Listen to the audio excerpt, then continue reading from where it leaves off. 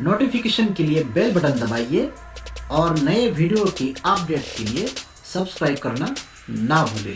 तो please subscribe ज़रूर करें। नमस्ते दोस्तों, आपका स्वागत है मेरा YouTube channel hit short film में। आज के इस पार्ट में हम बात करेंगे इस लॉकडाउन के बारे में। तो आज कोविड-19 जो वायरस है, इस वायरस की वजह से आज पूरा वर्ल्ड एक जगह पे थम गया है। जैसे कि ऐसे लगता है जैसे दुनिया पॉज हो गई है एक जगह पे।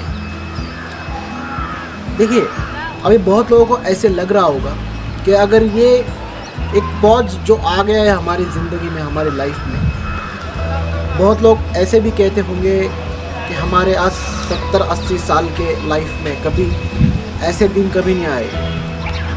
मतलब सारे लोग जितने भी आज ये लोग महसूस कर रहे हैं लॉकडाउन, हर एक यही महसूस कर रहा होगा कि ये लॉकडाउन जो है ये पहली बार सुना है, ये पहली बार हो रहा है।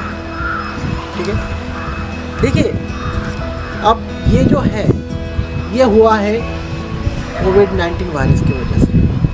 ठीक है, जो कि निकला था चाइना में वुहान शहर से। अगर आप अच्छा रिसर्च करें तो चाइना में ये जो वायरस है ये सिर्फ़ और सिर्फ वुहान सिटी में ही है। उसके अलावा इतने बड़ी कंट्री में और कहीं भी ये वायरस नहीं है। तो एक्चुअली इसके बारे में मैं थोड़ा रिसर्च भी किया, थोड़ा मैंने सोचा भी कि आज इलेक्ट्रॉनिक्स में पूरे वर्ल्ड में सबसे बड़ा मैन्युफैक्चरिंग करने वाला जो कंट्री है, जो देश है, वो है चाइना। और हमारे इंडिया में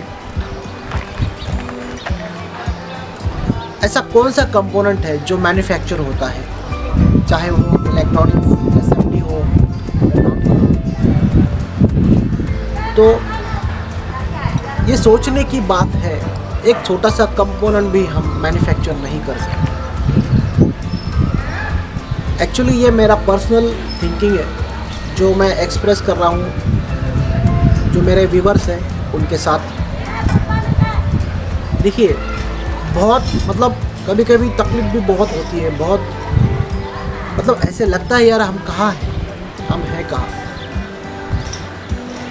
मैं सोच रहा था यार चलो मैं अभी इस लॉकडाउन में जो चाइना ने इस सिर्फ हमारे साथ ही नहीं, जो पूरे वर्ल्ड के साथ जो चाइना की तरफ से ये जो हुआ है,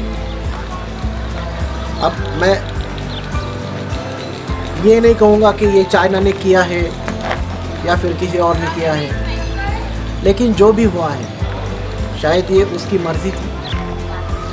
लेकिन देखिए, इसके वजह से बहुत लोगों को सोचने के लिए वक्त मिला है। बहुत अच्छे अच्छे टैलेंटेड लोग अब घर में बैठे हुए हैं। तो जितने भी इलेक्ट्रॉनिक्स फील्ड के जो लोग हैं, जो स्टूडेंट्स हैं, जो लेक्चरर, टीचर्स, जो भी इस फील्ड में वर्क करता है,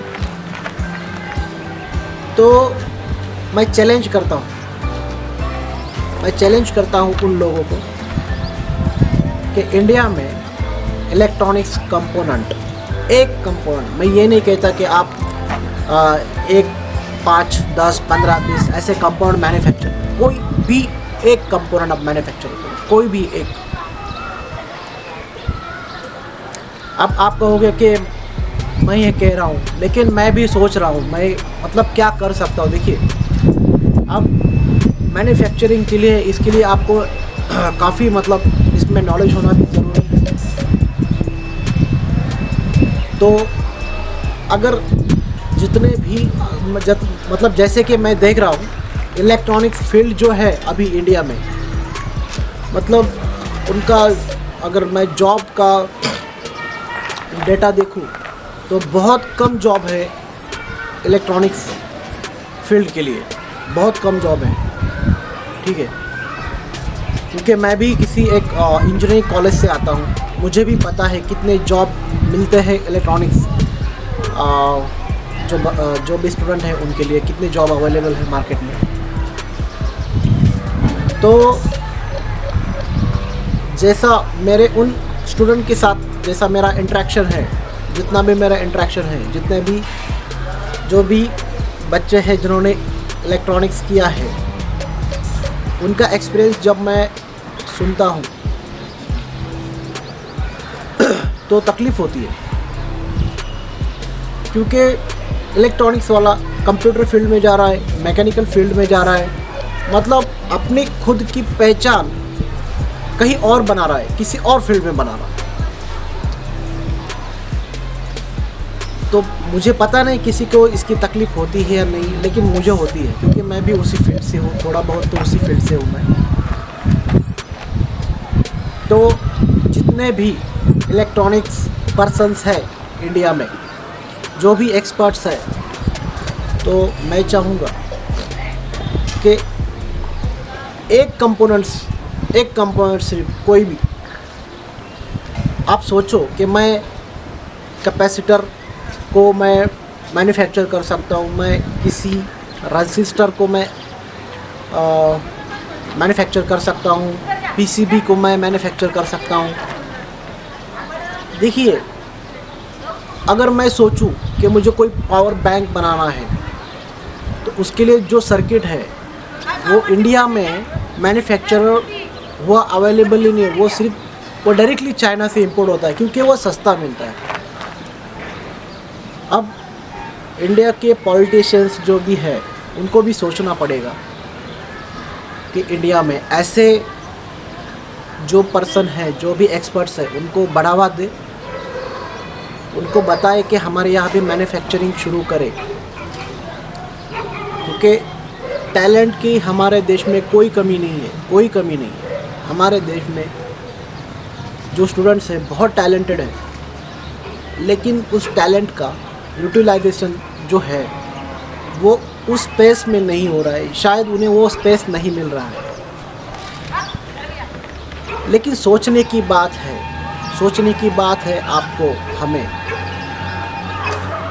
कि ये जो लॉकडाउन है, शायद इसने हमें सोचने के लिए टाइम दिया है कि अभी हमें क्या करना है, क्योंकि अभी इस लॉकडाउन के बाद पता नहीं क्या एग्जैक्टली होने वाला है।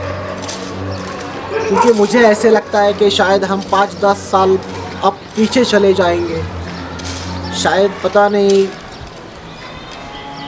मतलब महंगाई बढ़ जाएगी या कम होएगी या क्या होगा, कुछ पता नहीं। किसी के पास पैसे रहेंगे या नहीं रहेंगे, किसी के पास जॉब रहेंगे या नहीं रहेंगे,